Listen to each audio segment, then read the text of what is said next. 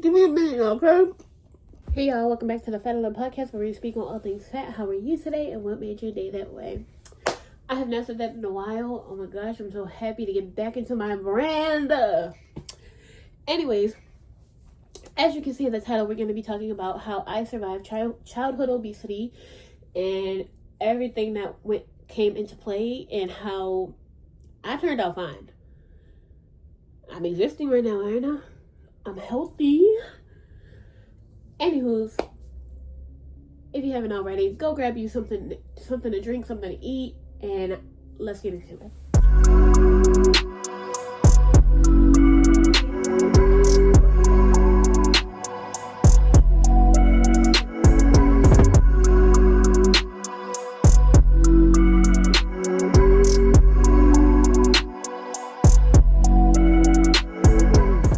So, I have my handy dandy notes. I have not did any research, so we are just gonna go with the flow because at this point I'm just telling my story and about how I survived it. Don't be saying nothing about me being ashy in this video. I don't give a fuck. I'm telling my story and you worried about somebody else. Don't worry about me. I got my shit together. Don't worry about me. Why I wanted to kind of talk about this video is because I saw a TikTok, or actually no, I saw that Ricky, if you don't know who Ricky is, she is I guess she's just a regular YouTuber. I don't know her specific niche, but Ricky is a regular YouTuber and she did a video on how she survived childhood obesity. So I'm gonna do a spin-off on that and talk about how I survived childhood obesity, but I'm still obese and I turned out fine. And we're also gonna be talking about how the childhood obesity epidemic is bad. I do also want to start off by saying my brain is very all over the place in this video because I did not do my research like I was supposed to. So of course I'm going to do a part 2 to this. Yeah. And just because I say that I turned out fine does not mean that childhood obesity should be applauded. Because just because I made it out doesn't mean that others are going to make it out, because it really depends on the family. But yeah. Anyway, I wasn't going to get it all dolled up for this episode because I always want to get dolled up for episodes. But today was just tiring. Like, I'm so tired. Like, basically childhood obesity is like the regular obesity epidemic, but with kids. Because the only reason why, excuse me for burping, I don't know why I'm burping so much. Probably because I just ate. I'm saying that it's bad for kids because kids are still developing. No matter what kid you are, your body is still growing, and if you have a lot of fat on you, then more than likely it's gonna affect your body. But I don't know. Honestly, I don't know because like I said, I turned out fine. I guess it depends on like how you grew up. Yeah. But I think I'm gonna get into some things that I feel as though is the reason why childhood obesity exists. From my childhood, it depends on like family eating habits. Like, coming from a black household, you have to eat what's on your plate. You cannot leave the table till you eat everything that is on your plate. So if your parents decide to feed you like a soul food dish where you got your greens, your yams, your rice, your mac and cheese, your fried chicken, your fried fish, like stuff that'll give you more weight, then that is a problem, because not only are you starting to teach kids like how to not waste, you're teaching kids how to not waste food, but at the same time you're teaching them how to have horrible habits. So instead of saying, hey, you're wasting food, be like, hey, put it in the fridge and you're not gonna have what we're having for dinner, but you will be eating this for leftovers tomorrow. No ifs, ands, or buts, because, and you need to explain why. Me personally, my parents did their best to try to portion size our foods. I remember my mom used to always make us have 3 ice cubes in our cups when we were little. No more than that, which was crazy that I remember that. One thing I will say, do not blame the parents, because if the parents aren't like the couple on YouTube where they're forcefully having the child eat the food instead of their other kids or whatever, actually forcefully making the girl eat, that is forcefully feeding your kid. But however, you cannot blame parents for their kid gaining weight, because somebody like me, I snuck like the snacks that my mom brought in. I snuck drinks that my mom brought in, and I would take it to school so I could impress my classmates. Never blame the parents. Unless you actually see them forcefully feeding them, don't blame the parents. I still remember my mom bought a big pack of like Cheetos, and I snuck it. I put it in my book bag, and I took it to school with me. And once it was lunchtime, I took it out and started eating it. And all the people that was next to me eating lunch, they was like, "Ooh, can I have some? Ooh, can I have some?" So I think it was a mix of getting attention from my classmates, because I got bullied so much, not only for being fat but also for being dark skinned, and that's mixed with using food as my comfort. Another way that I would say is screen time. Now, it was different from when I was a teenager.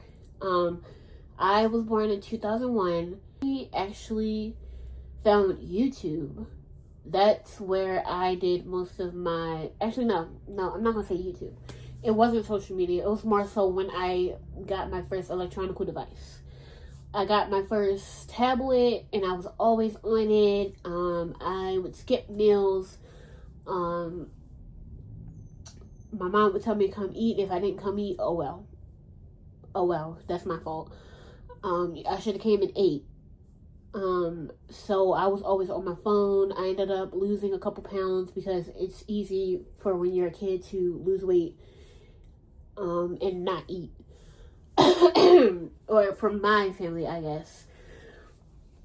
However, nowadays it's actually different, because we see the rise of streamers, gamers, and you see them eating, and also mukbangers, like you see them eating like a whole... I will say I did fall under the influence of mukbanging, but this was after I got out of high school. Family size meal, not even just a family size meal, like a party size meal. So I feel like with the rise of streamers and gamers and mukbangers have had children be on their games eating. So once again, with the rise of TikTok, TikTok has been out since 2018, and everybody started getting on in 2020. So I know there are a lot of kids whose parents will give them their phone and won't spend time with them. They'll just give them their tablet while they're doing something, and we don't know what these kids are doing. The kids are spending time on their phone, and now it's to a point where kids will literally eat and watch TV. When I was a kid, I used to read the cereal boxes when I was eating. Even no matter what food I ate, I was reading the cereal boxes, reading a book, or writing, or doing my homework. I'm not going to say never. I never did that up until, I want to say I was 14. Either 14 or 15 when I got my actual smartphone. So it is definitely a different time from now than it was back then. The reason to bring up screen time is because I got bullied so much in school that I was looking for an easy distraction. And it wasn't just because I was bullied in school. I was always also getting bullied at home, and I was also getting abused. So I was mainly getting bullied at home by my cousins, because my parents let my aunt and her children stay at my house, and she had teen boys in the house. She had her daughter, and I got bullied by them. Quick distraction like food, screen time, my phone, playing dolls. I needed a distraction from life. So I want to say a lot of these things that I'm about to say comes from the source of me being bullied, me being abused because of my environment. It was that bad to the point where I had to overconsume food to make myself feel better.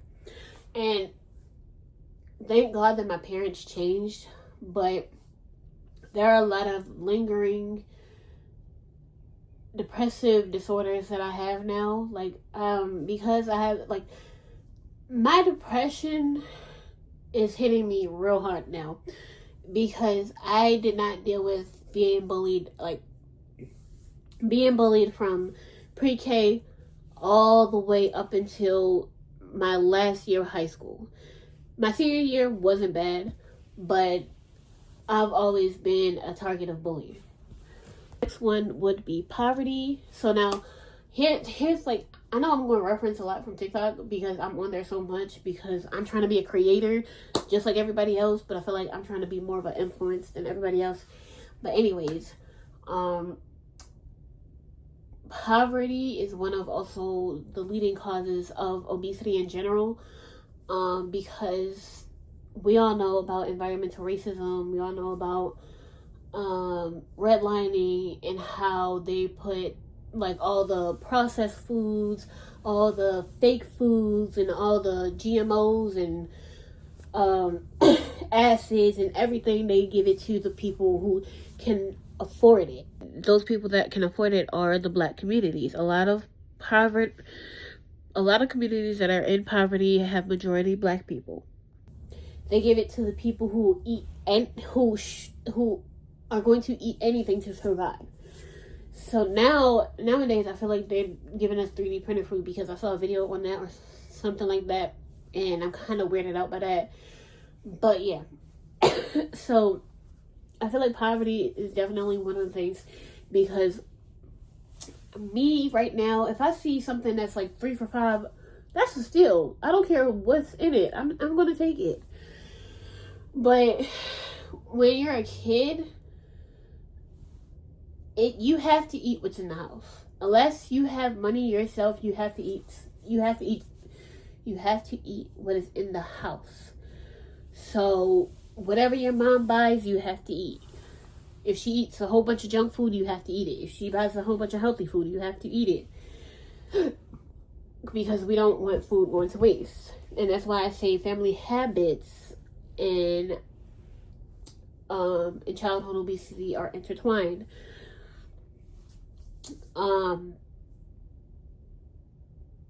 Also, the video that I was talking about, the TikTok that I saw was talking about how she grew up with condiments and how it was always condiments in the house and not like main food. So what that means is, like me, I grew up with syrup and peanut butter sandwiches. So instead of having jelly, I use syrup. I kind of like understood that wrong, but what I basically meant is like, we will have condiments to be able to make a meal. Like, you have peanut butter and jelly to make a peanut butter and jelly. You'll have mayo to make sandwiches. We'll always have a specific condiment that we can use to make a main meal. Because it was like a wet, sugary substance that I could put on bread and eat with peanut butter. Also, my dad, because he had diabetes.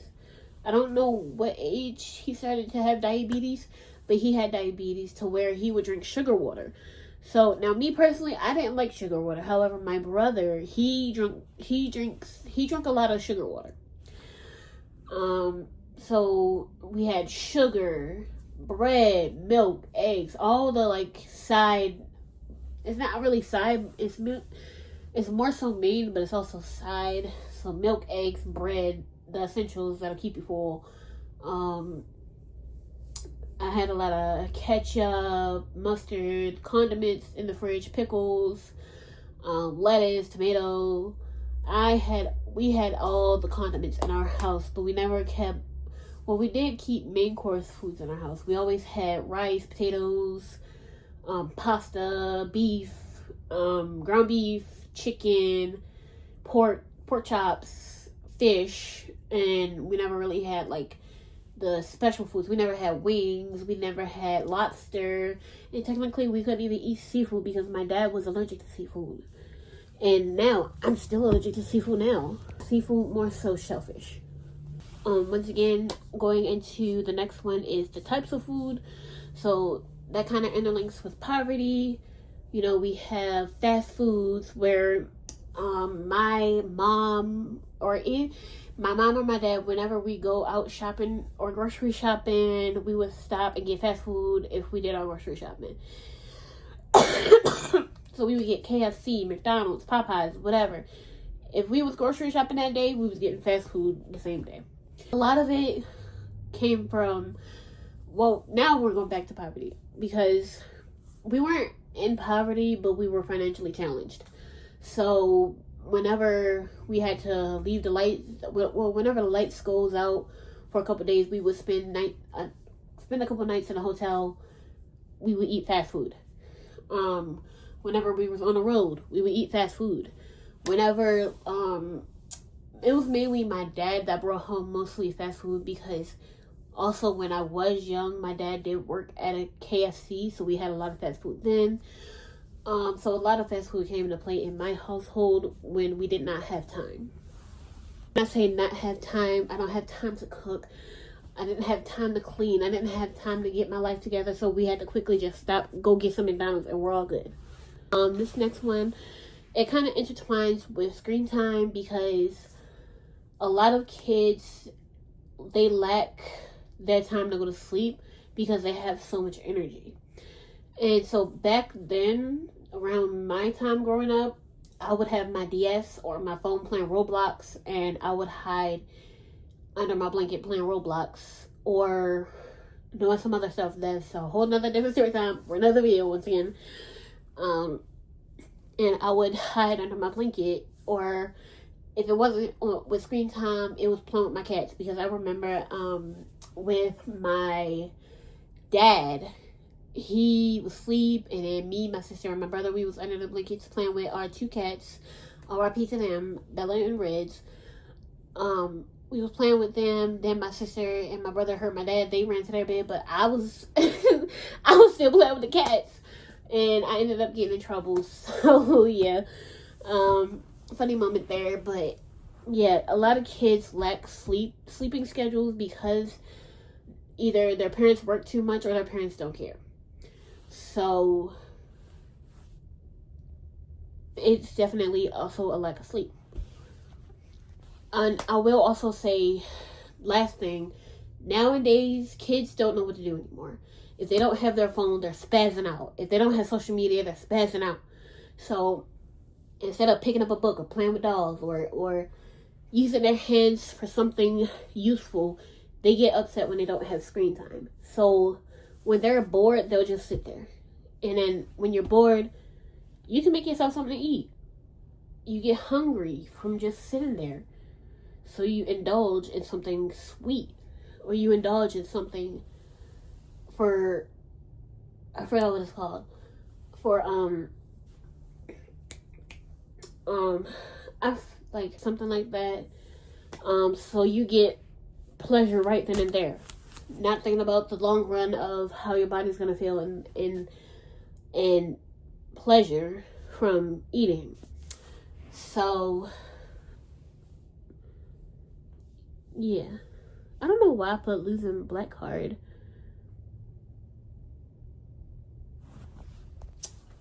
But yeah, so